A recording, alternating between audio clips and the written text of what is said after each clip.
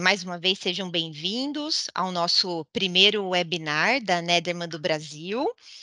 E eu trouxe aqui para vocês só algumas dicas, né, de como aproveitar melhor o webinar. Então, a gente pede para todo mundo colocar o celular no modo silencioso, né, para poder aproveitar o conteúdo, focar no momento. A gente pede para manter o microfone e a câmera desligados, apesar da gente ter habilitado que, devido ao tempo, né, apenas as perguntas vão ser apenas por escrito via chat. Então, aí no Teams tem a janela do chat. A qualquer momento vocês podem mandar perguntas ou algum tipo de comentário, que a gente tem um colega que é o Cláudio, que vai estar, inclusive, lendo isso tudo, para que no momento certo a gente faça as considerações e as respostas às perguntas. E, como eu informei, né, a gente está gravando esse webinar para, inclusive, disponibilizar no YouTube posteriormente. A gente até informa via e-mail para quem não pôde participar, né, ter a chance de ver o conteúdo posteriormente. Ok? Então, vamos seguir. É só para eu mostrar aqui para vocês, a gente começou agora, né, às 14h05. Então, a gente vai ter uma apresentação bem breve sobre a Nederman do Brasil, com o Maurício Sampaio. Em seguida, a gente vem com a palestra e o case de sucesso do nosso parceiro da Garneira Engenharia, o Miguel Ferreiros. E aí, às 15h05, a gente abre para perguntas e respostas, né? Apesar de vocês poderem mandar as perguntas a qualquer momento via chat, o Cláudio vai fazer essas respostas e a mediação às 15h05 e a gente encerra às 15h30. Ok? Então, agora eu convido aí o meu colega, né, o diretor da Nederman do Brasil, o Maurício Sampaio. Ele é engenheiro civil, possui muita experiência aí no segmento e vai falar um pouquinho para nós sobre a Nederman. Por favor, Maurício. Ok, obrigado, Cibele. Bom, em primeiro lugar, queria agradecer a audiência. Para nós é um privilégio ter uma audiência tão qualificada. Nós ficamos até surpresos com a quantidade e a qualidade dos inscritos. Então, realmente, para nós é um privilégio. Muito obrigado. A Cibele já fez uma breve apresentação aí do meu currículo. Eu sou diretor-geral da Nederman do Brasil. E vou fazer uma breve apresentação, muito breve apresentação, do que é a Nederman para aqueles que ainda não conhecem. Tá? Bom, segundo estatísticas oficiais, né, da OMS, 99% da população mundial está sujeita a, ou melhor, está submetida à poluição do ar. Né? Então, 99% da população mundial respira ar contaminado. Tá? A nossa missão é tentar melhorar essa situação, melhorando a qualidade do ar na indústria, ou seja, reduzindo o potencial e a poluição gerada pelas indústrias. Tá? Então, a gente cria valor para o nosso cliente na área de saúde e segurança, na conformidade com leis e regulamentos, que são muitos, como a maioria da audiência sabe. A gente proporciona, com as nossas soluções, uma produção eficiente, né? Não existe produção eficiente num ambiente poluído ou inseguro. E a redução do impacto ambiental justamente pela melhoria da qualidade do ar que é utilizado e é descarregado na atmosfera pelos processos industriais. Tá? Então, nós temos um motto, né, que diz o seguinte, em inglês, né, We shape the future for clean air. Ou seja, nós formatamos o futuro do ar limpo. Né? Nós somos parte da solução para reduzir a poluição do ar no mundo inteiro.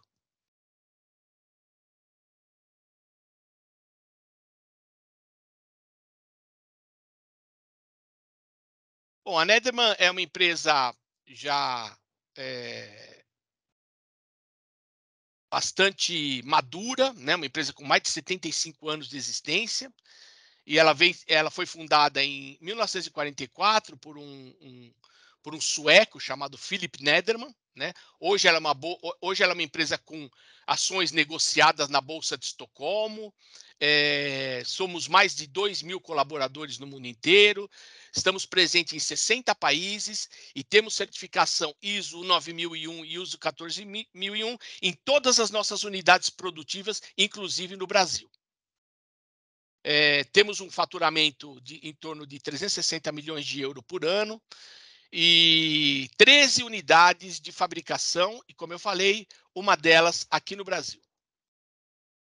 A nossa unidade é localizada em Jundiaí, no município de Jundiaí.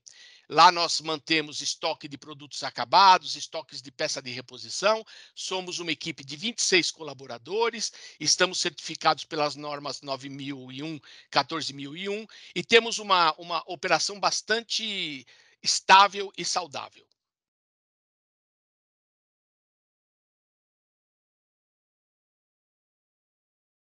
Nós poderíamos fazer uma breve apresentação do negócio da Nederman, dividindo em 3 categorias: produtos que são produtos standard, né? Produtos padronizados, em geral, filtros móveis, captores móveis, aspiradores para poeiras combustíveis, uma gama muito grande de produtos padrão, né? Que são entregues para o cliente, em geral, com uma configuração plug and play. Tá? Ou seja, são equipamentos que vão praticamente montados, o cliente só tem o trabalho de ligar o equipamento e começar a usar. A outra área de negócio é a área de soluções. A área de soluções envolve já um aporte de engenharia, projeto, cálculo, gestão de projeto, montagem. Então, são sistemas de maior porte, né? Em geral, com filtragem, mas às vezes também sem filtragem, mas na grande maioria dos casos, sistemas de captação do ar poluído ou do poluente na fonte de emissão e filtragem desse poluente descarregando ar limpo para a atmosfera. Então, essas são as soluções da Nederman. Existem as mais variadas linhas de soluções, exaustão veicular, que é para veículos pesados e leves, área de pós, como poeiras combustíveis, né, que é uma coisa que está crescendo muito. Existem riscos de explosão em algumas aplicações. Nós somos uma das empresas mais bem preparadas para esse tipo de solução. Enfim, essas são a nossa família de soluções. E serviços, obviamente, né, serviços de assistência técnica, serviços de engenharia, serviços de projeto, serviços de montagem. Então, essas 3 áreas aí, acho que mostram com clareza o que é o negócio da Nederman.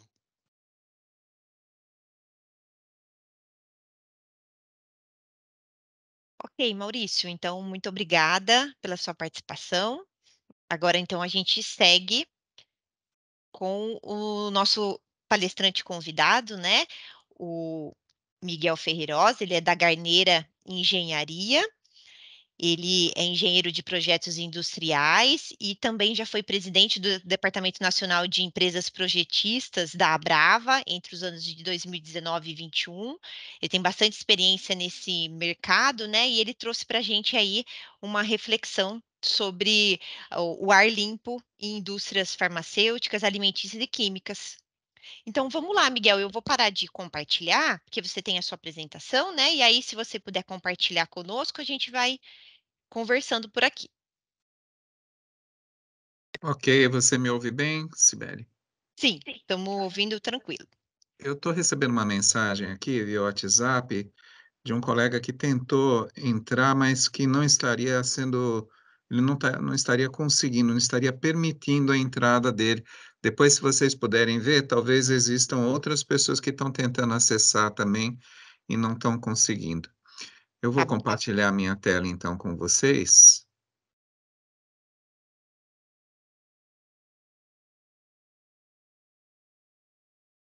Deixa eu ver aqui como é que eu faço isso. Vocês estão vendo minha tela? Não, Por enquanto, não. ainda não.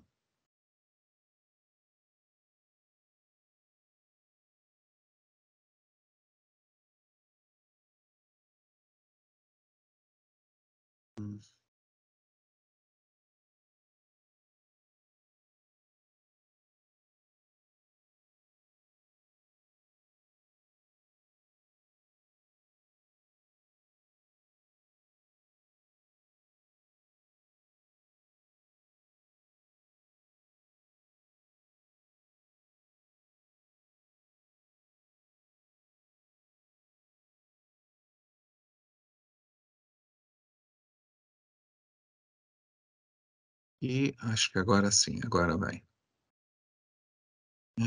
Aqui. Suponho que vocês estão vendo minha tela agora. Sim, agora estamos vendo. Pronto. E o primeiro slide está aí, né? Sim, tá ótimo. Pronto. Então vamos lá. Boa tarde a todos. Obrigado pela presença, obrigado a Nederman pelo convite, todo o movimento em prol de divulgação de informação técnica. Nós, não só eu, mas outros colegas do DNPC, da SBCC também, nós sempre estaremos prontos para atender, porque a gente acredita muito isso, né, nas mudanças que ocorrem em função de treinamento, de educação. A gente acredita muito, muito nessa tese, né? Então, obrigado pela oportunidade e eu eu começo a apresentação falando toda vez que eu preparo uma apresentação, eu preciso de um mote, né, de uma linha dorsal, né, que me oriente para conduzir as informações que eu pretendo divulgar. E eu estava num treinamento de fábrica de segurança do trabalho, e lá eles usaram muito esse primeiro termo que aparece aí, eliminar eventos que mudam vidas, né? Falei, nossa, já sei como é que eu vou começar a apresentação lá da Nederman, falando sobre isso, né? Lembrando, né, que por trás do nosso trabalho de engenharia, a gente sempre tem vidas que vão depender, qualidade de vida, né? Vidas que vão depender daquilo que a gente faz, né? Eu acredito muito nisso, não só eu, como outros colegas também, né? Por isso que a gente é tão apaixonado pelo que a gente faz, porque a gente acredita que, fruto do nosso trabalho, pessoas vão estar em ambientes, vão estar imersos em ambientes que têm qualidade do ar adequada, tão adequada que não será capaz, o ambiente de trabalho não será capaz de mudar aquilo que seria a saúde natural, a qualidade de vida natural dessa pessoa. A gente acredita muito nisso e a engenharia é muito importante para que a gente assegure. Nenhuma outra disciplina vai conseguir fazer isso, senão a engenharia, em particular, a engenharia mecânica, que trata dos sistemas de tratamento de ar, a gente tem particular importância na criação de técnicas, mecanismos que ajudam a reduzir riscos, a manter a segurança no trabalho das pessoas. Outro conceito sobre o qual nós trataremos aqui também é a proteção do patrimônio, né? Como já foi dito agora há pouco pelo Maurício, né? A gente, a gente tem situações de risco é, é, cujo, que nós já temos técnicas capazes de mitigar ou de eliminar o risco, né? Poeiras explosivas, gases e vapores, né? A gente sabe como criar dispositivos capazes de fazer com que o risco ele seja eliminado, né? Proteção ao produto também, né? Nós estamos falando da indústria de alimentos, da indústria farmacêutica, né?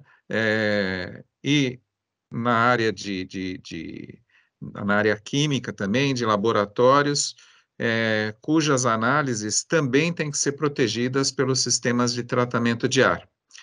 E, finalmente, como bem disse Maurício também, a proteção ao meio ambiente, né? Os rejeitos gasosos, os efluentes, eles têm que entrar no meio ambiente de maneira sábia, né? De forma que a gente não contamine a vizinhança ou, por vezes, se contamine também, né?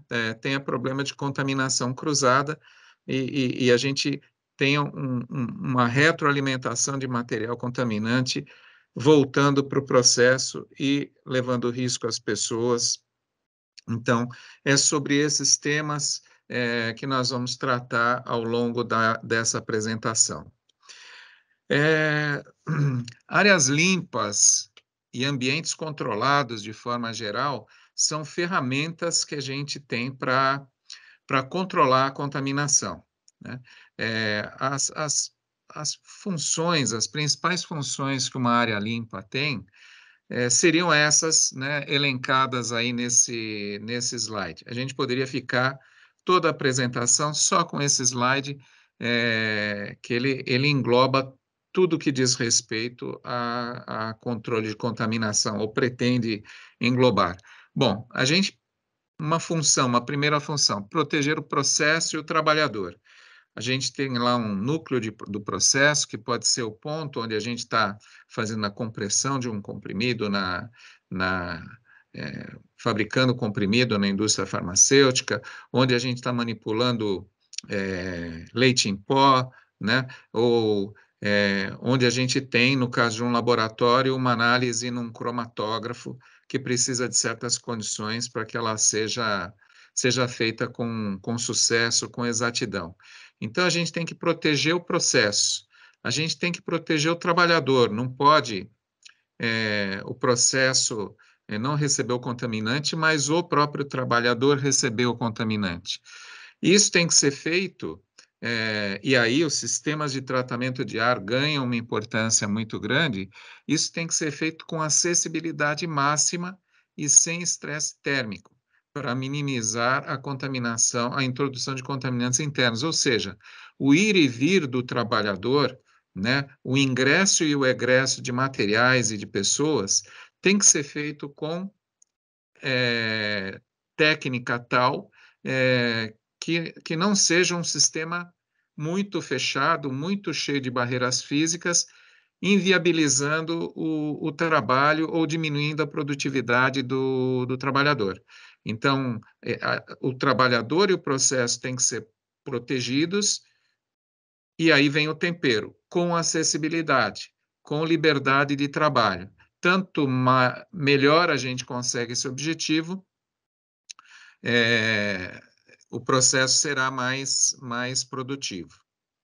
2, assegurar que o processo seja estável e confiável. A gente precisa que a gente não pode ter sistemas que, quando chove, não funciona, quando faz sol, funciona. Quando venta lá fora, aparece um problema de contaminação do lado de dentro. Caso típico em hospitais, né? A gente ouve muito esses casos, né? Aumenta a mortandade quando você tem ventanias, aumenta o particulado em suspensão do lado de fora. Então, você tem que ter processos que chova ou faça sol, de dia, de noite, verão ou inverno, o processo é sempre estável e repetitivo. Isso é muito importante. 3, minimizar a introdução de contaminantes externos, né? Já nós vamos falar de pressurização como sendo um dos requisitos importantes para a gente assegurar, reduzir riscos de contaminação. Mas, para conseguir pressurização de ambientes, nós precisamos trazer ar novo, ar externo. Bom, então nós também temos que trazer esse ar novo passando por barreiras de filtragem suficientes, né, e adequadas para que a gente não traga um problema de fora diretamente para dentro da sua área controlada. 4, retirar os contaminantes. Porque nós mesmos, dentro de uma área produtiva, somos contaminantes também, emanamos partículas, né? Fora as partículas do próprio processo, né? Que acabam sendo emanadas. A gente precisa, em regime contínuo, em ato contínuo, a gente precisa retirar partículas, retirar esses contaminantes que são emanados, e aí os sistemas de extração, né, de alto vácuo ou alta vazão e baixa pressão, esses sistemas têm uma particular importância. Que importância é essa? Captar o contaminante tanto mais próximo da fonte quanto for possível. Não deixar a emanação de contaminantes espalhar pelo ambiente, porque isto vai fazer com que essa tarefa, a tarefa de retirada contínua desses contaminantes, seja mais difícil, né? Então, é importante retirar de forma contínua os contaminantes do ambiente, né, que são gerados dentro do ambiente, e, se possível, já junto à fonte, para que o que venha de contaminante para o ambiente sejam traços, algo que possa ser aceitável, que não impacte, voltando ao primeiro slide, que não impacte em mudança na vida das pessoas, né? Então, a gente tem que retirar os contaminantes e deixar o ambiente em condição tal que a gente tenha o trabalhador protegido e o processo protegido, né? 5, proteger o meio ambiente. Essa retirada desses contaminantes, antes de ser atirada para fora da fábrica, ela tem que ser também tratada, né? Ou há que se prever sistemas de diluição tais que permitam assegurar que não haverá impacto para o meio ambiente. 6, proteger o processo e os trabalhadores contra contaminação cruzada, né? Um processo A interferindo num processo B, né? Isso a gente não quer. No caso de uma indústria de alimentos, por exemplo, o leite em pó da batelada 1, se ele aparecer na batelada 2, o leite em pó, que é o produto, é um contaminante, né? Porque ele já pode ter mudado as suas características e passa a ser um contaminante na batelada 2, né? Então, riscos de contaminação cruzada são também foco dessa ferramenta de controle de contaminação, que são as salas limpas, as áreas controladas. 7, proteger o patrimônio, né? Então, a gente tem que manter diluição tal dentro do ambiente para que a gente não atinja lá o limite inferior de explosividade, né? Para que a gente não tenha riscos de explosão e incêndio, que também são riscos para o trabalhador, né? Gases, vapores e também pós, né? A gente tem que proteger o patrimônio. E até, quem sabe, com a técnica, com a engenharia dos sistemas de tratamento de ar, desclassificar ambientes que são tidos ambientes como ambientes à prova de explosão, mas quem sabe, né, com boas técnicas de engenharia, a gente possa assegurar a qualquer tempo que a concentração limite, né, a concentração, o limite inferior de explosividade nunca será atingido. E com isso a gente consegue proteger também o patrimônio e reduzir investimentos complexos na instalação. E, por fim, 8, né? Tudo isso a gente tem que fazer com esse tempero, ainda otimizando o uso de energia e de água, né? Então, isso não é fácil, né? Sistemas de exaustão, sistemas de extração, com vazões muito altas, vão requerer muito ar externo, que vem com entalpia alta, vem com particulado alto, e isso vai gerar uso de energia que, quem sabe, seja desnecessário.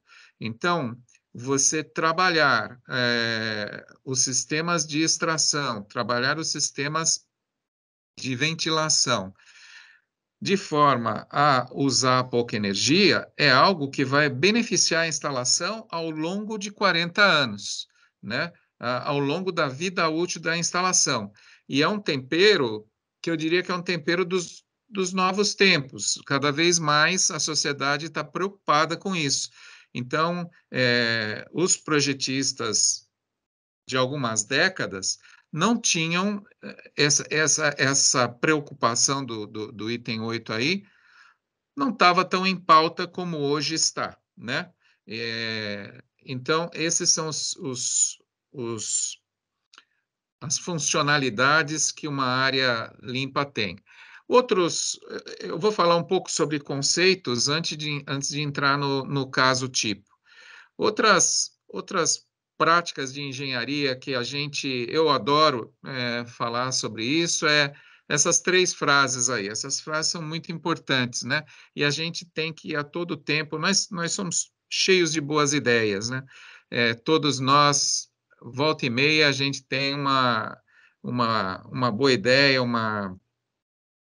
algo que a gente entende que, puxa, isso é revolucionário, a gente adora isso, né? Mas cuidado, a gente tem que estar a todo momento, a gente tem que estar se questionando, né? Primeiro, a gente tem que dizer direitinho o que é essa boa ideia, né?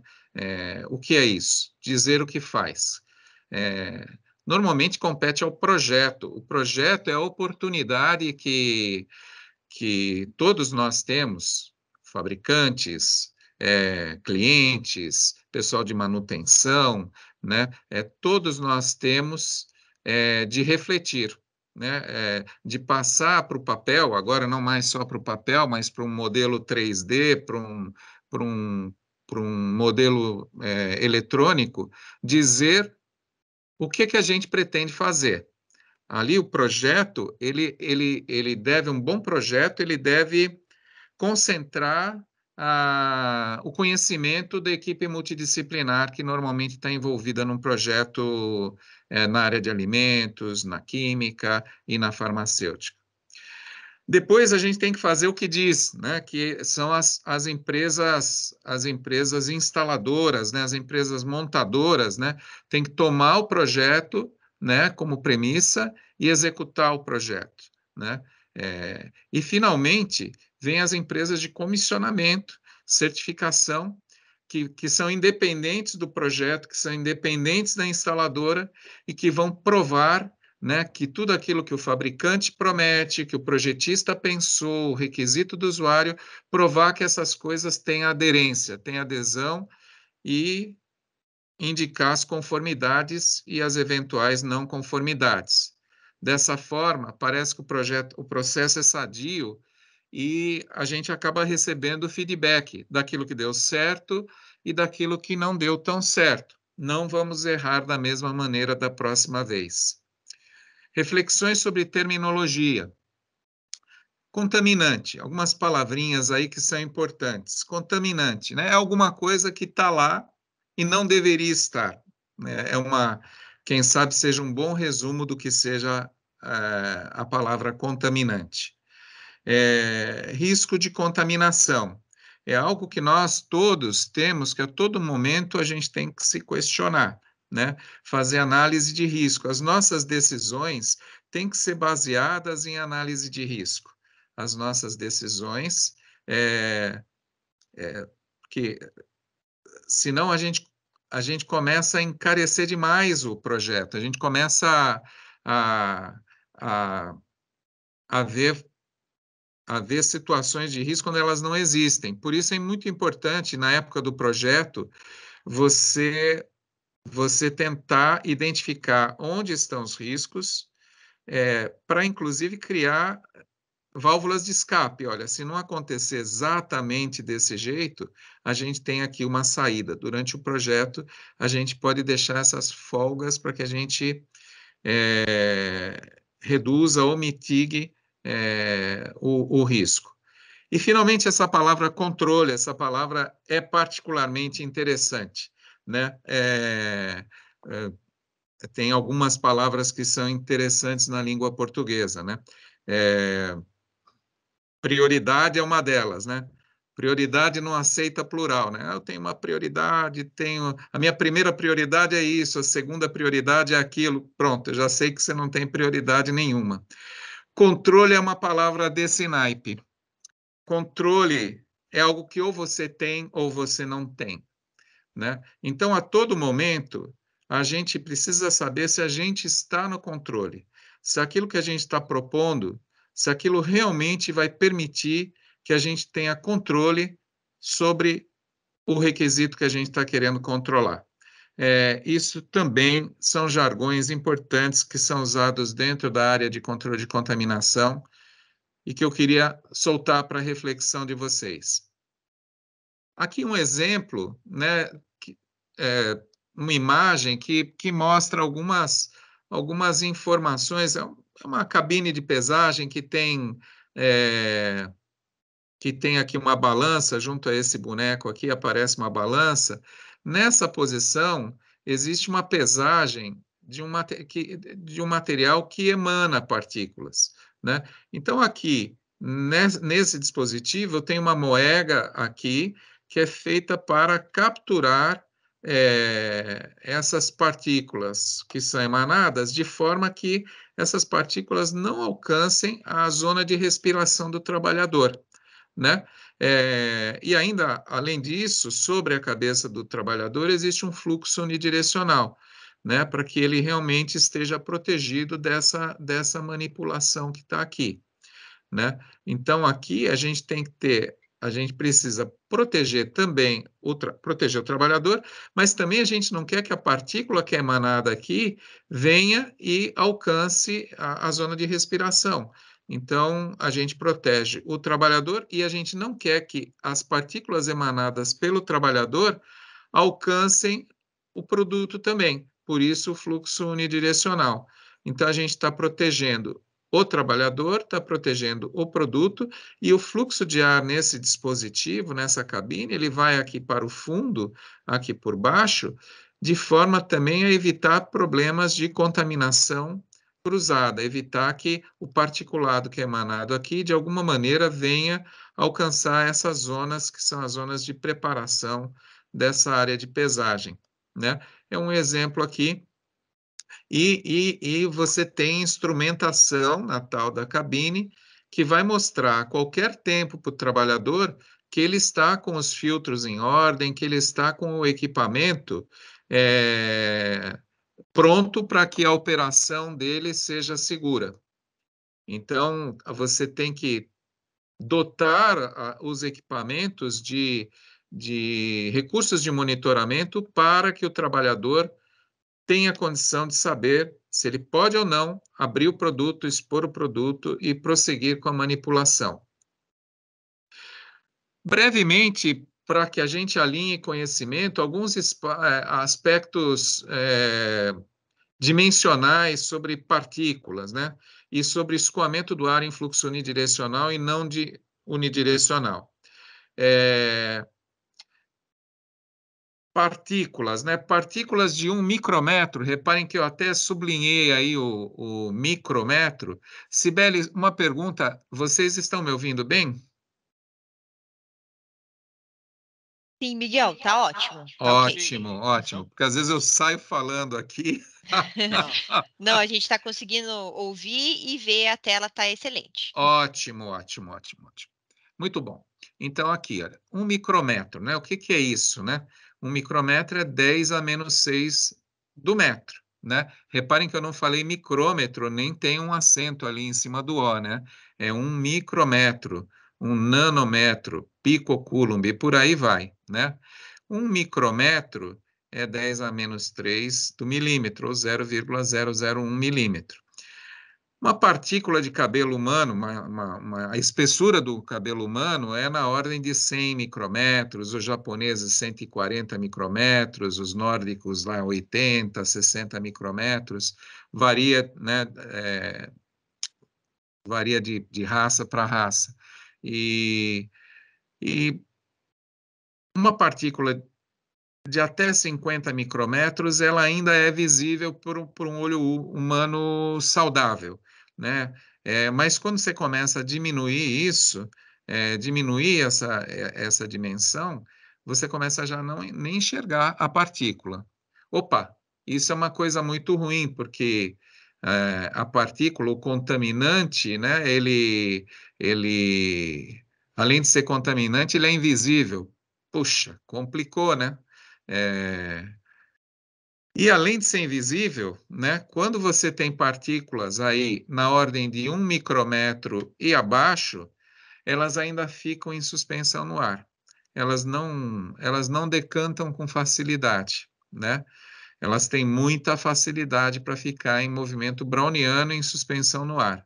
É assim com as partículas de 1 micrômetro, meio micrômetro, 0,3 micrômetro, 0,1 micrômetro. Então, é um bom tempero esse. Digamos que seja uma partícula de um material de um contaminante, ela está em suspensão no ar e ainda é invisível. Que legal. Essas partículas, as partículas aí que estão nessa ordem de grandeza que mostra a figura, elas ficam em suspensão no ar e elas entram no trato respiratório. As partículas maiores do que 10 micrômetros, elas tendem a ficar no trato respiratório anterior, né? Os próprios mecanismos que a gente tem de filtragem do nosso corpo humano, eles retêm essas partículas maiores, né? As partículas aí de menores ou iguais a 10 micrômetros, elas já vão mais profundamente no nosso sistema respiratório, vão aqui para a traqueia. Quando chega lá a 2,5 micrômetros, a gente já tem essas partículas indo para o pulmão e, finalmente, as partículas menorzinhas, essas de 1 micrômetro, elas vão parar lá onde existe a troca gasosa, nos alvéolos, né? Bom, então que seja uma partícula, que sejam poucas e que seja uma partícula que não seja perigosa. Só para a gente ter uma ideia de como é o escoamento não unidirecional, eu vou passar esse vídeo. Vamos ver se a gente consegue, se vocês conseguem ver. Eu usei aqui uma ampola de fumaça e aqui a gente tem um difusor de alta indução. Vamos ver como é que é o comportamento do ar. Quem sabe um filme ajude a materializar essa informação na cabeça de vocês. Ah, não, desculpe. Vou voltar, vou tentar. Vocês percebem? Os difusores de ar são uma espécie de liquidificadores, né? Os ambientes, de forma geral, os ambientes como esse em que eu estou agora, o ar está em regime de fluxo não unidirecional, né? Naquela imagem anterior, a gente tinha aqui a cabine com um fluxo de ar unidirecional dentro dessa linha vermelha que aparece aqui. No nosso caso, nos ambientes onde a gente normalmente trabalha, nos ambientes de fabricação de forma geral, o fluxo de ar é não unidirecional. E reparem que uma partícula que está aqui, agora, em pouco tempo ela estará a colar num outro canto da sala. E, aliás, a gente até quer isso. A gente quer que exista uma difusão boa e que não existam cantos mortos dentro da sala. Quanto mais a gente conseguir diluir, a gente consegue manter a concentração dos contaminantes num nível que a gente previamente estabeleceu, dependendo, obviamente, da vazão de ar e da qualidade do ar que entra dentro desse ambiente, nesses difusores.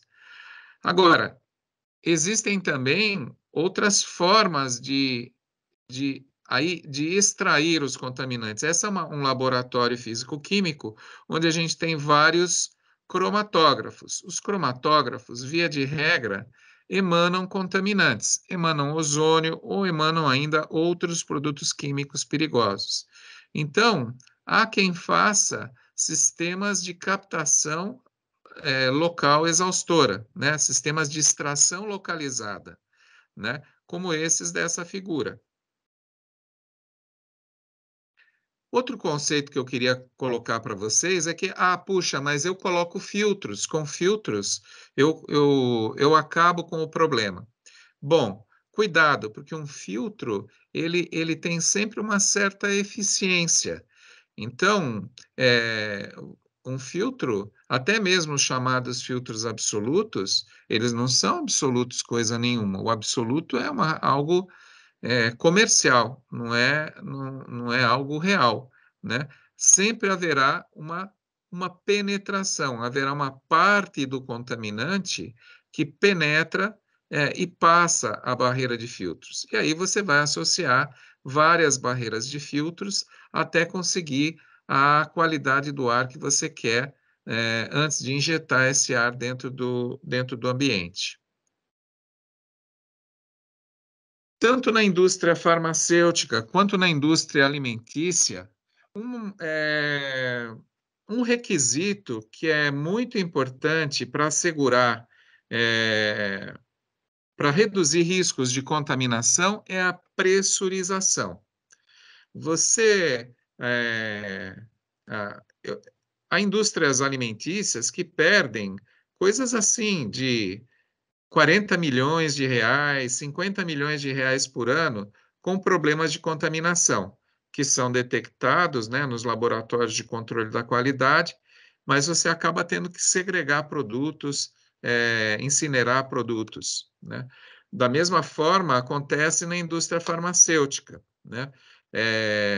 E a pressurização dos ambientes, assegurar que os ambientes se mantém pressão positiva em relação a outros ambientes, ou ainda em relação ao ar exterior, via de regra, numa parte significativa dos processos, é algo muito desejado para reduzir riscos de contaminação, desejado e de sucesso garantido, né? Você manter pressão positiva em determinados ambientes, a maior parte dos ambientes de produção farmacêutica, por exemplo, e alimentícia também.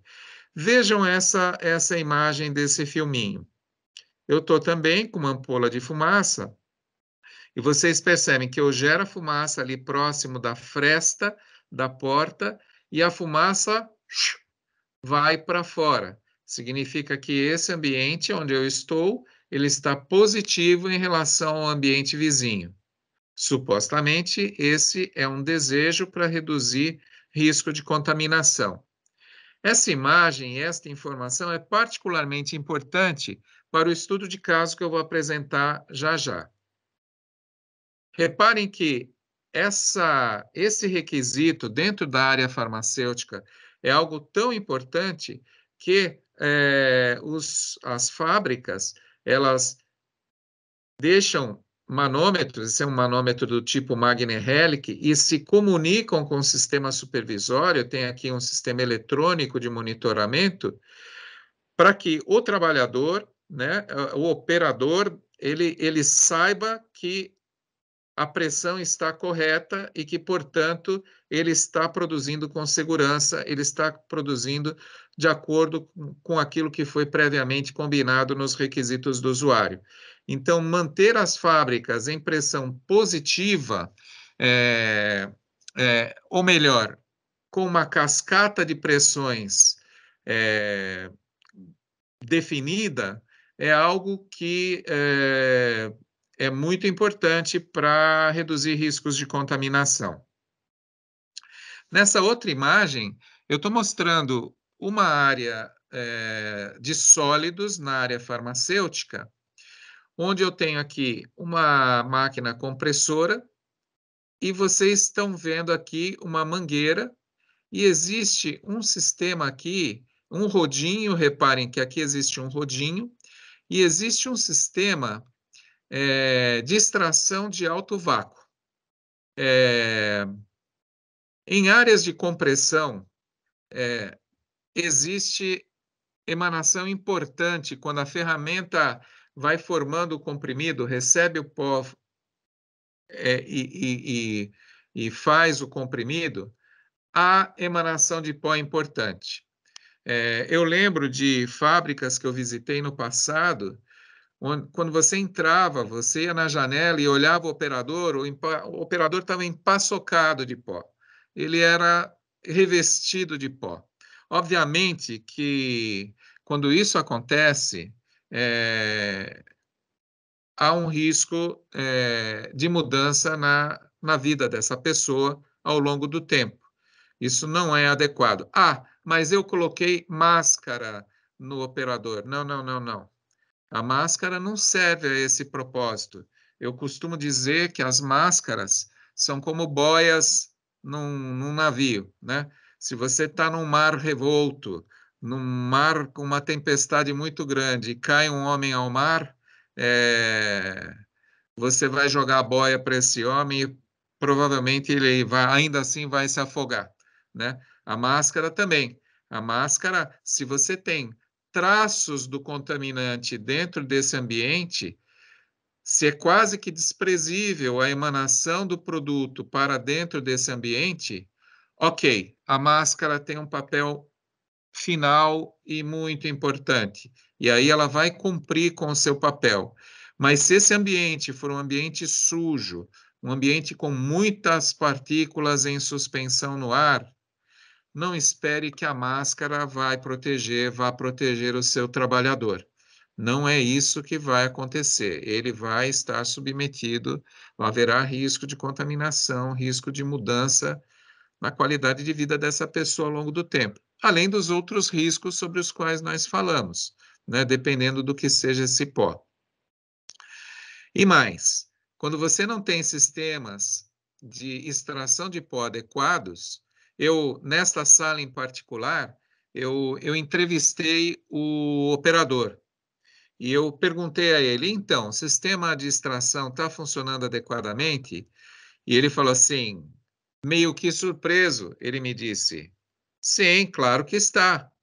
Porque se não estivesse, eu não teria nem condição de produzir, ele me disse. Porque eu começo esse comprimido, ele tem várias camadas. E se eu fico com resíduo de pó sobre o comprimido, eu nem consigo colocar a segunda camada. Então, além, né, a importância dos sistemas de extração, além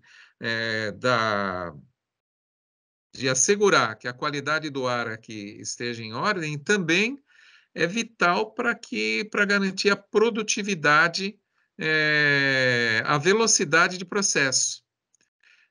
Nessa imagem aqui, vocês estão vendo uma compressora e aqui onde os comprimidos vão caindo dentro de uma barrica, né? Ainda assim, obviamente, há emanação para o ambiente. Mas o que é importante é o seguinte, que seja pouca e que esse resíduo que vem para o ambiente você consiga facilmente limpar, consiga facilmente retirar. Tá?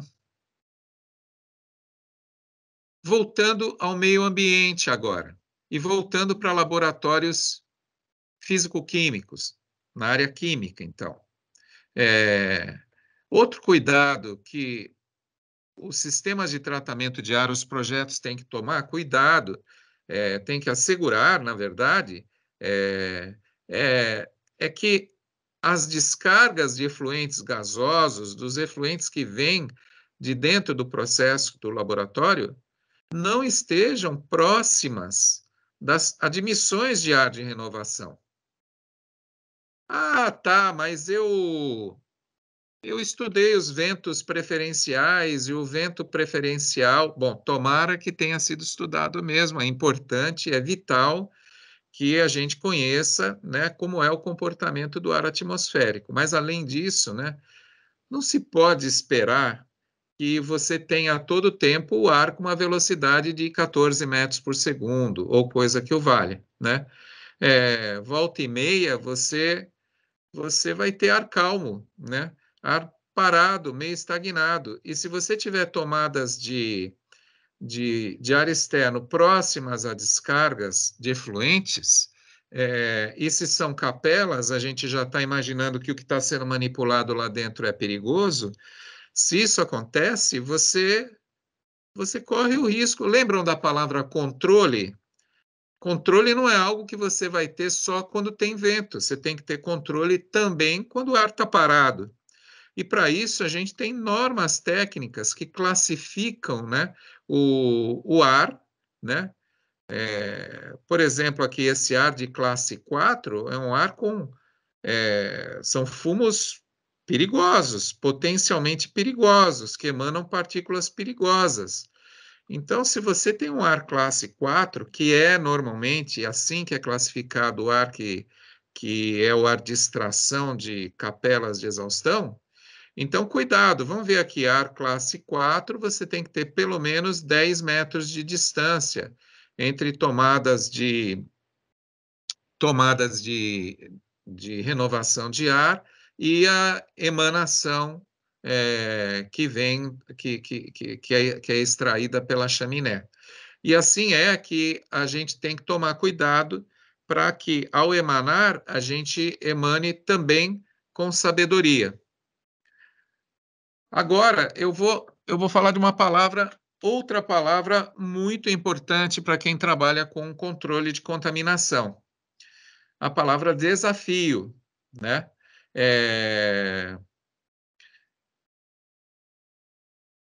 A gente tem que assegurar que a gente sabe que aqui são capelas de exaustão, né? Capelas de exaustão, elas vão manipular produtos perigosos, né? Volta e meia, a gente tanto capelas de exaustão quanto coifas e braços extratores, volta e meia, a gente se satisfaz com ensaios de fumaça. E eu já falei uma palavra errada. Não são ensaios de fumaça, são estudos de visualização do fluxo de ar através de fumaça. Vamos dar uma olhada nesse vídeo, vamos ver se eu consigo passar esse vídeo para vocês.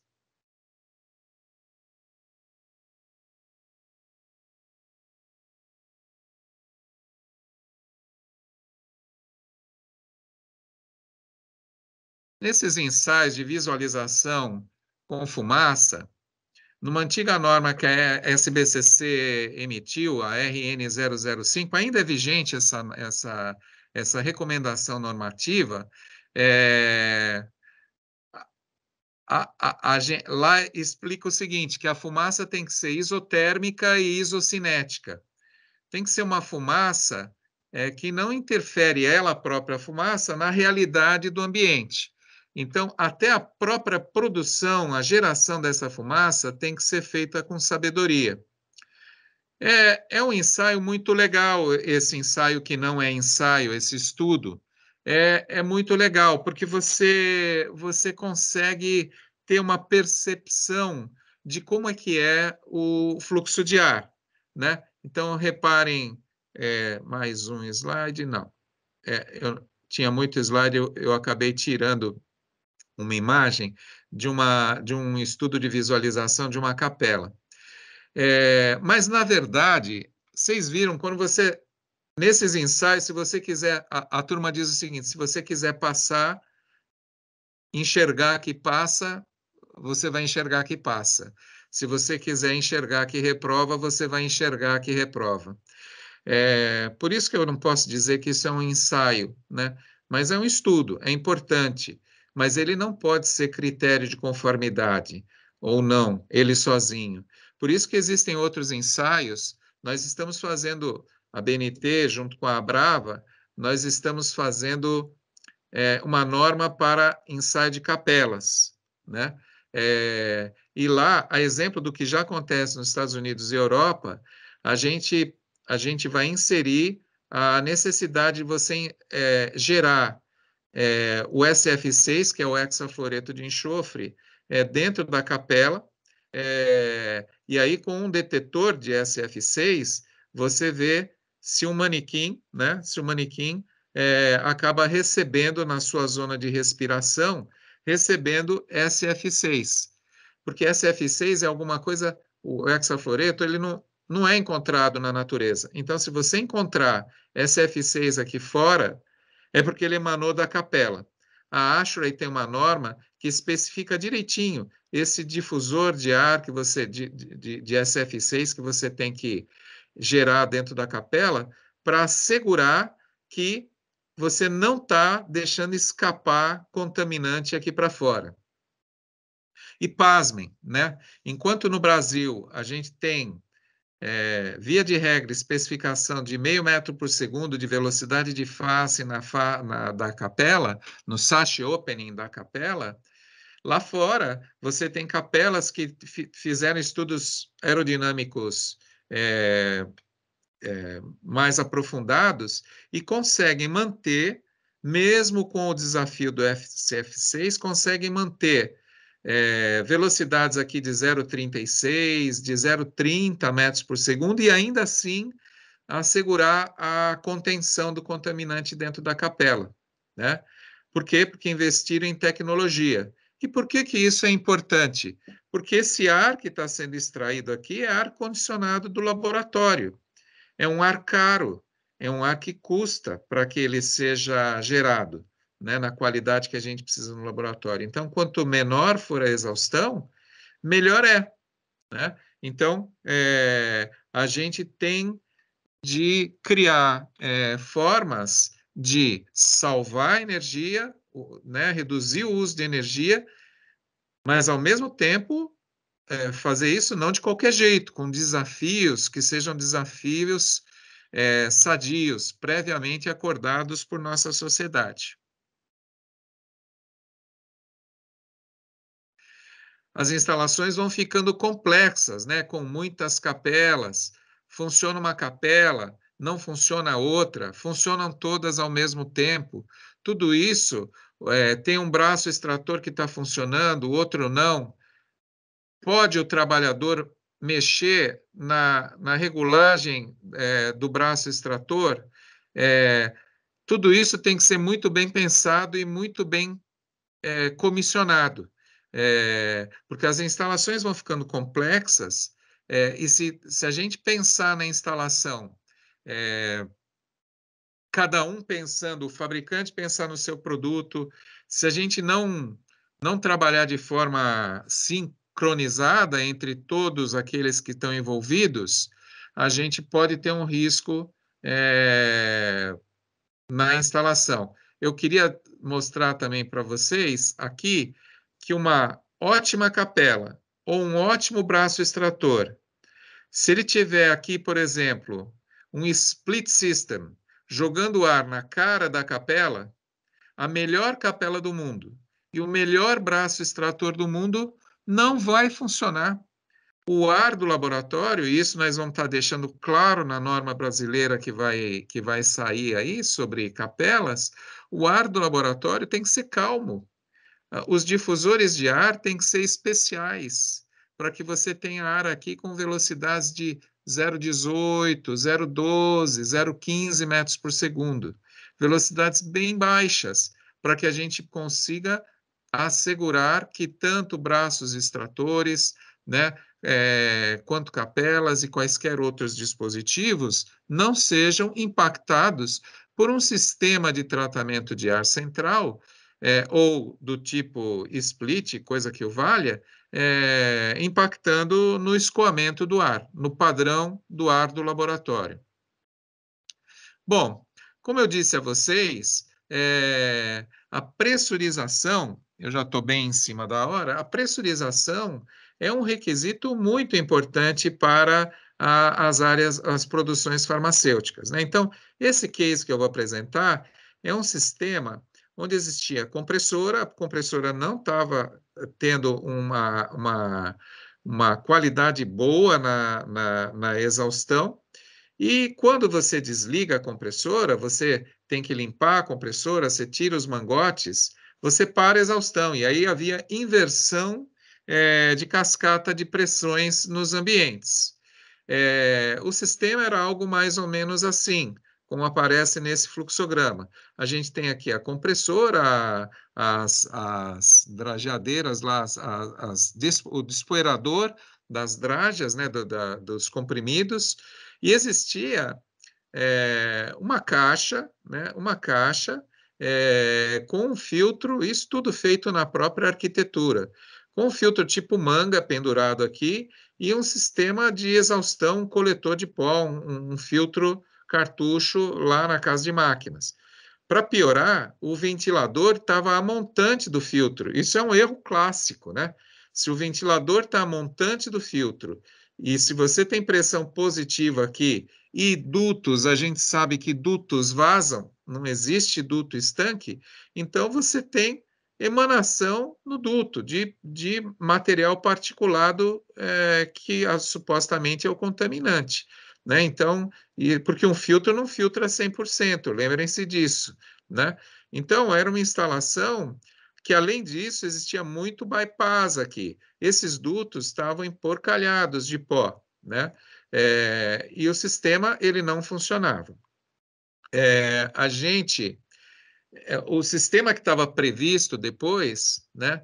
E aí aqui uma imagem, né, que mostra sempre a improvisação que é deixada, a solução de problemas que volta e meia são deixadas deixada a solução para o montador, o pobre montador, né?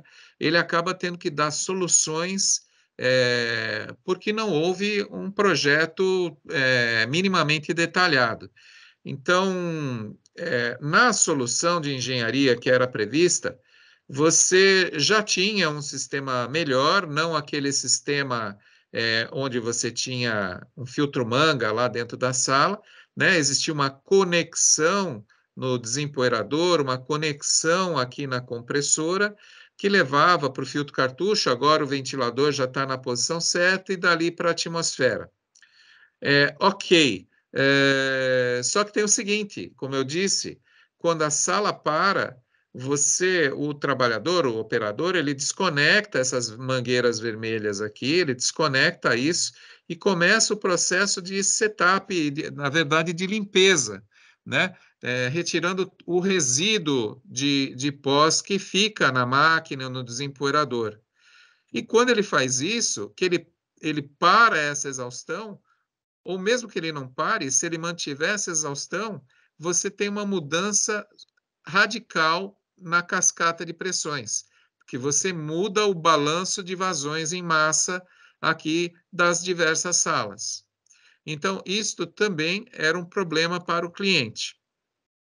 O que nós fizemos, que a princípio foi bastante contestado pela empresa instaladora, né? A contestação se deu mais ou menos no seguinte nível, né? Você já fez quantas vezes esse tipo de instalação? Dissemos nós, nenhuma. Mas você arriscaria assim o X milhões de reais do cliente com um negócio que você nunca fez? Assim, não. Arriscaria sim, não arriscaria. É certeza que vai dar certo. Vamos fazer um protótipo, então, vamos fazer um ensaio, se você quiser. Houve muita resistência. Nós não, a empresa instaladora, por fim, e o cliente acatou o nosso projeto, foi feita a instalação e o sucesso foi enorme. Não tem muito segredo, é a mesma coisa, você tem a compressora, você tem o desempoeirador, você tem o mecanismo aqui de extração, mas você tem um bypass e um jogo de dampers aqui, de slide dampers, feito de tal maneira que quando você para o sistema de compressão, você mantém o mesmo balanço de ar através de um bypass, né? Como mostra essa figurinha. E mais, o que também agregou muito valor para o cliente. Existe um ponto de limpeza aqui de alto vácuo. Então, a limpeza da máquina, que era feita, durava muito tempo para fazer a limpeza da máquina compressora, com o sistema de alto vácuo, o pessoal faz a limpeza rapidamente e diminuiu o tempo de limpeza, o que aumentou a produtividade da fábrica, né? Então, esta foi a técnica que nós aplicamos, que tem outras particularidades desse sistema, né? Que é o seguinte: no sistema de alto vácuo, você pode ter, depois, Visibelli, o pessoal da Nederman pode me contestar se eu estiver errado, você pode ter até 200 metros de tubo, de comprimento de tubo. Então, isso é um ganho muito importante para nós também, que permite que a gente tenha um sistema centralizado numa casa de máquinas, e essa distância normalmente atende a uma boa parte dos projetos, né? Além disso, às vezes também há interesse de que a gente retenha o pó antes a pouca emanação que tem ou acidentes que possam ocorrer antes dele ir para a rede de dutos. Então, a gente pode ter sistemas com filtragem aqui na saída da sala, né? Até com sistemas bag-in, bag-out, se for o caso, ou logo acima da sala, num trecho pequeno, aí com dutos com velocidade aí de 20 metros por segundo, 18 metros por segundo, para que a gente tenha, evite que a gente tenha situações como a gente tinha nesse cliente, que a gente ia no cliente, abria a máquina e a máquina estava rosa. A gente já sabia qual era o produto que ele estava fabricando, ou estava verde, né? Então, o duto ficava todo contaminado, o que é risco de contaminação cruzada. Então, com sistemas assim, você evita que o problema se espalhe, que você tenha emanação de pós indo para todo lugar. E quando você a máquina para fazer manutenção lá na casa de máquinas, você também tem um risco de contaminação e um risco para os trabalhadores da manutenção. Obviamente que os sistemas às vezes ficam complexos, né? São redes de dutos às vezes extensas que tem que disputar espaço. Reparem nessa imagem, né?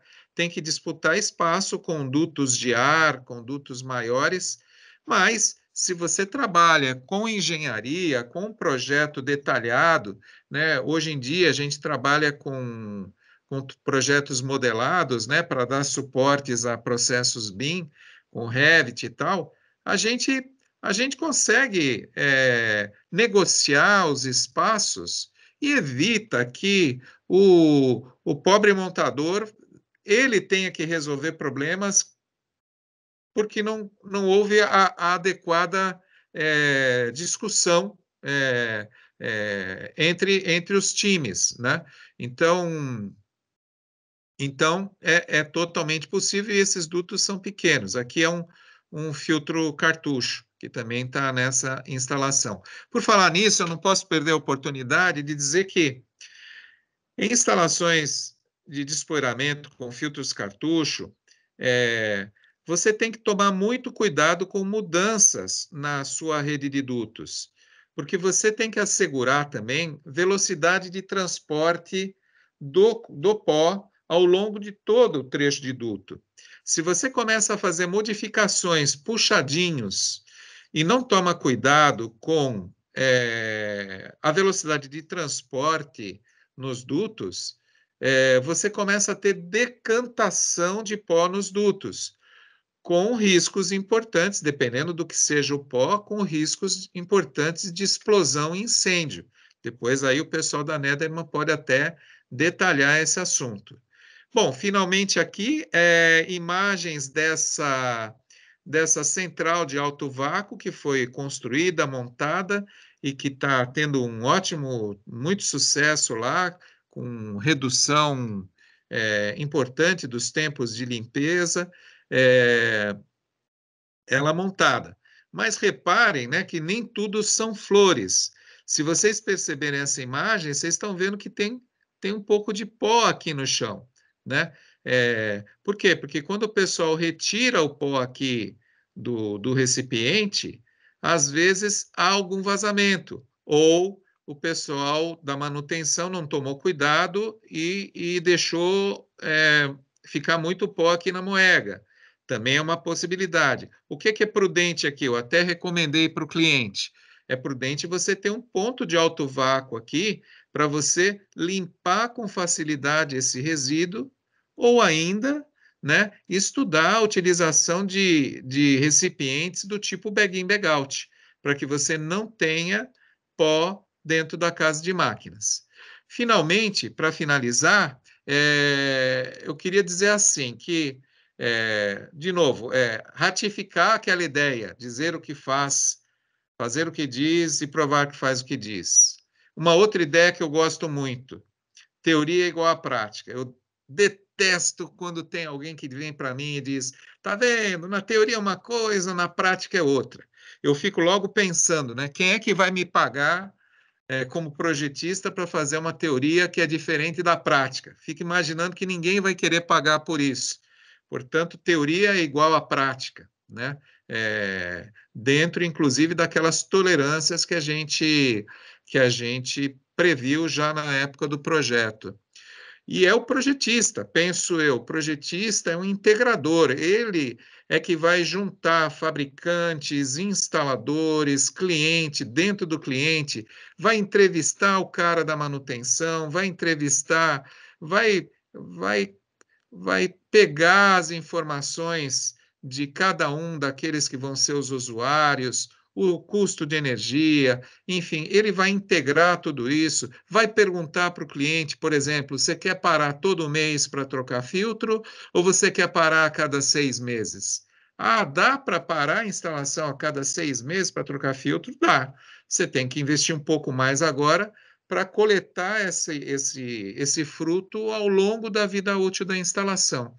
Quem vai ser capaz de integrar isso, de trazer essas informações e achar o ponto ótimo? O projeto, que não seja projetinho, mas o projeto ele é o momento que todos nós temos para integrar e a gente saber aquilo que é o melhor para o cliente. Portanto, a recomendação, claro, e o que eu digo, por que a mensagem é final desse slide, né?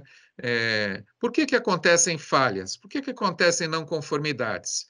É porque o projetista não sabe, o fabricante não sabe, o instalador não sabe, o cliente não sabe? Eu digo não. É porque essa turma não conversou. Se essa turma tivesse conversado um pouquinho mais, né, a gente teria um número de falhas muito menor. Então, é essa apresentação que eu queria fazer para vocês. E encerro aqui. Legal, Miguel, muito obrigada, viu, pela sua participação. Você continua aí com a gente, com certeza, né? Que agora o Cláudio, então, vai seguir para alguns esclarecimentos aqui de perguntas. Vamos lá, então. Deixa eu compartilhar minha tela.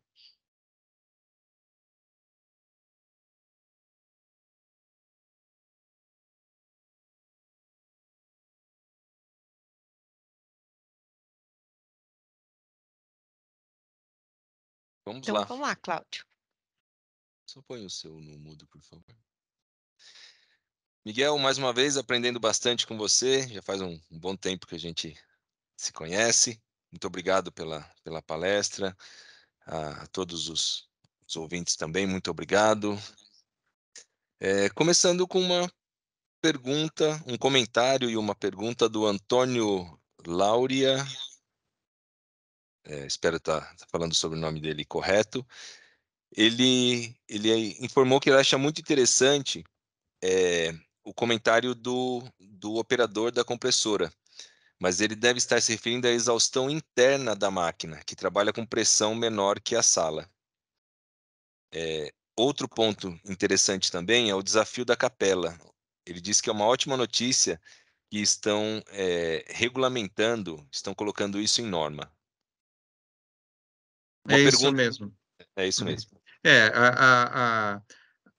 Quando eu falo fabricantes, inclusive, eu não quero dizer só fabricante de sistema de captação, de unidade de tratamento de ar, eu estou também me referindo ao fabricante da máquina compressora, não é? Da emblistadeira e por aí vai.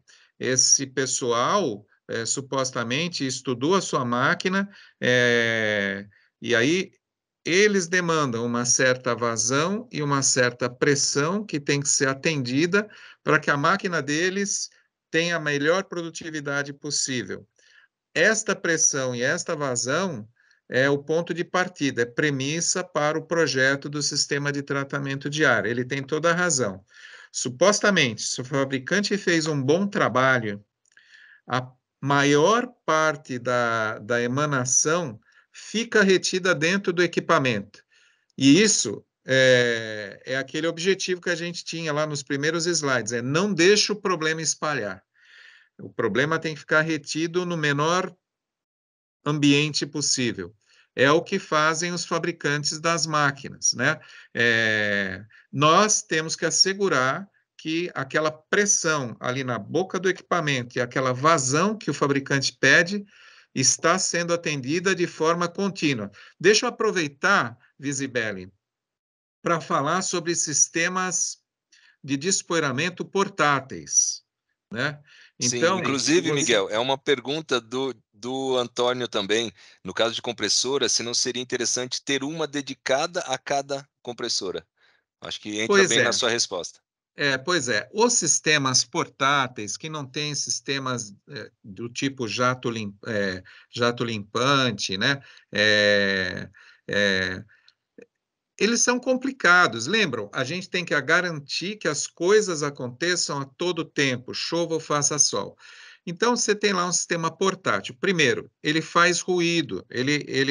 Um aspirador de pó dentro da sala, ele é um equipamento que estressa o trabalhador, porque ele tem um nível de ruído alto. Dois, ele não tem jato limpante nenhum. O trabalhador, na hora que ele percebe que ele não está tendo a mesma produtividade na sua máquina compressora, por exemplo, ele tem que ir lá, pegar numa haste e bater um filtro, né? E aí o aspirador aumenta o seu desempenho, e volta a funcionar apropriadamente. Mas será que o operador vai estar todo o tempo fazendo isso? Ele tem outras coisas para se preocupar, né?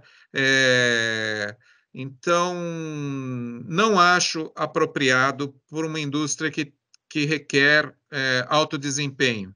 É, impõe tarefas para o trabalhador, ele acaba não fazendo, o pó vem para o ambiente, você começa a ter outros problemas de dureza dos comprimidos, outros problemas que são relatados pelo cliente que eu tenho ouvido, e eu particularmente acho que essa é uma solução que a gente já tem em engenharia. Você pode ter um sistema de alto vácuo de menor porte instalado no sobrepiso, você tem outras saídas.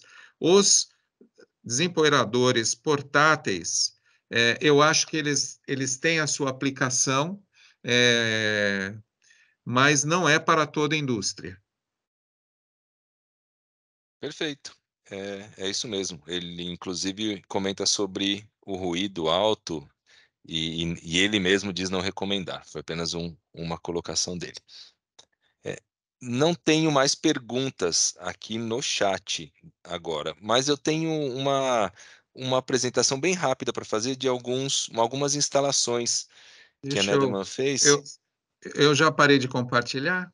Já sim. Ótimo. Agora eu vou compartilhar minha tela aqui. É bem rápida, são algumas instalações que complementam tudo que você falou e muitas delas estão aplicadas nesses slides. Um minutinho que eu já estou compartilhando aqui. E eu posso fazer pergunta? Não.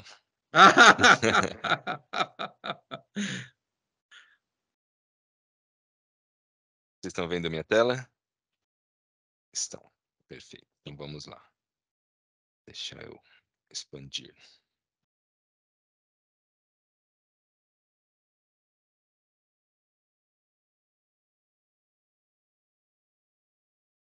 Pronto. São as aplicações, né, no segmento alimentício, farmacêutico e químico. Uma aplicação. Eu vou passar bem rapidamente, depois isso vai ficar gravado. Fico à disposição. Tem todos os meus contatos para quem precisar. Eu passo todas as informações que forem precisas referentes aos projetos que foram realizados. Isso é uma indústria de segmento alimentício, de Vinhedo, onde a gente utilizou o filtro FMCZ, é um modelo de filtro que a gente já tem aqui. Tudo que tem essa letrinha Z indicada são equipamentos destinados à captação e filtragem de poeiras combustíveis. Então, nós usamos braços extratores certificados para essa aplicação, elementos filtrantes, todo o equipamento em si, ele é para atender as normativas ATEX, todos eles certificados, e a Nederman tem todas as certificações desses equipamentos. É uma empresa qualificada para fazer essa aplicação. Isso é uma empresa em Campo Grande, Mato Grosso do Sul. Ela faz proteína de soja. Isso é um sistema de alto vácuo que nós fornecemos. Ele atende a um total de 93 pontos de captação. Em sistemas de alto vácuo, a gente usa muita simultaneidade de operação. É o que determina o tamanho da nossa central de vácuo. Não é a quantidade de pontos totais, e sim quantos desses pontos estarão em utilização ao mesmo tempo. Neste caso, também é um sistema para captação de pós-combustíveis, de uma categoria de explosividade relativamente alta, que é ST2, no caso aqui a proteína de soja. Outra aplicação, uma empresa em Guarani, é amido de milho e açúcar, também sistemas ATEX, como o Miguel bem comentou, o Maurício também, é um segmento que vem crescendo muito. Essas aplicações de pós-combustíveis, sistemas eficientes de pós-combustíveis, certificados, isso é muito importante. Então, são misturadores. A gente usou todos os equipamentos também, braços extratores, ventiladores antiscentelhantes, captores, em muitos casos, a gente costuma falar engenheirados ou customizados para captação pontual, onde é necessário. Entradas de ar, quando se trata de gases, de voláteis, a gente consegue diluir isso, também muito bem comentado pelo Miguel na apresentação. Uma empresa química em São Bernardo, pesagem, extrusão, ensaque também de material combustível, todos os sistemas com válvulas de isolamento, são válvulas chamada biflaps ou CARS, válvula mecânica, que quando você tem uma explosão por algum motivo, do lado externo da fábrica, ela fecha, ela aciona no sentido inverso do fluxo de ar, fechando o sistema, impedindo que essa onda de choque, essa explosão vá para dentro da empresa, causando até uma explosão secundária que é muito mais forte do que a explosão primária, que é onde parte todo o processo de explosão, de dano, tanto físico quanto nas empresas. Em Vinhedo também, outra empresa, sistemas também, ATEX, a prova para trabalho com pós-combustíveis, pesagem, dosagem, reatores. Em Campinas, uma empresa do segmento químico, faz polímeros especiais. Esse cliente, ele adquiriu um sistema, foi muito bem aceito, não conseguem ficar sem o sistema na operação. Nós vendemos mais 2 ou 3 sistemas, se eu não me engano, todos para outras áreas que foram expandindo e incluindo equipamentos com as mesmas características. Em Anápolis, polo dos genéricos do Brasil, a gente tem diversas aplicações, diversos clientes, todos com retorno de compras, com fornecimento de 2, 3 vezes para a mesma empresa. Isso sempre a Nederman participando de concorrência. A concorrência hoje em dia é muito, muito árdua, muito difícil, mas o cliente consegue entender que a Nederman tem um diferencial. Tem uma parte de engenharia, tem um apoio nacional, um apoio de assistência técnica. A gente consegue ganhar muito cliente com a parte técnica, com a nossa garantia. Outro segmento farmacêutico em Campinas, captores customizados, filtros compactos, farmacêutico em compressoras, em blistadeiras. A gente utiliza muito automação de sistemas também, abertura de válvulas, fechamento, integração, simultaneidade. Quando aciona a compressora, aciona o ponto de exaustão. Quando a compressora não está em operação, é disponibilizado o ponto de limpeza da sala, como também, muito bem colocado pelo Miguel Ferreró. Isso ganha muito no tempo de setup da máquina. além de tirar uma função dos operadores, que era limpar o reservatório do aspirador portátil, ou entrar com panos, água, a gente consegue eliminar, em muitos casos, a utilização dessa parte úmida, de limpeza úmida nos processos. É isso, é mais um breve compartilhamento de algumas aplicações que a Nederman costuma fazer e muito bem aceita pelo mercado. É isso, Si. Legal, ótimo. Tem um participante, o Willy Hoffman. Se você, por favor, Willy, quiser mandar para nós por escrito, devido ao tempo, a gente não está habilitando para todo mundo, para a gente abrir, né, o áudio dos participantes, mas também a gente fica à disposição para um segundo contato, a gente pode até contatá-lo. Caso alguém mais queira mandar uma pergunta aqui. E outra coisa também tem um lembrete, né? Algumas pessoas pode ser que entraram nesse webinar sem fazer o cadastro através do nosso site.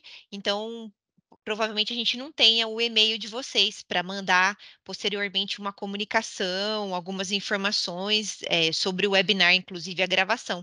Então, se vocês quiserem deixar, as pessoas que entraram sem fazer o cadastro, quiserem deixar o e-mail aqui no chat, vai ser muito bem-vindo e a gente coloca vocês no mailing.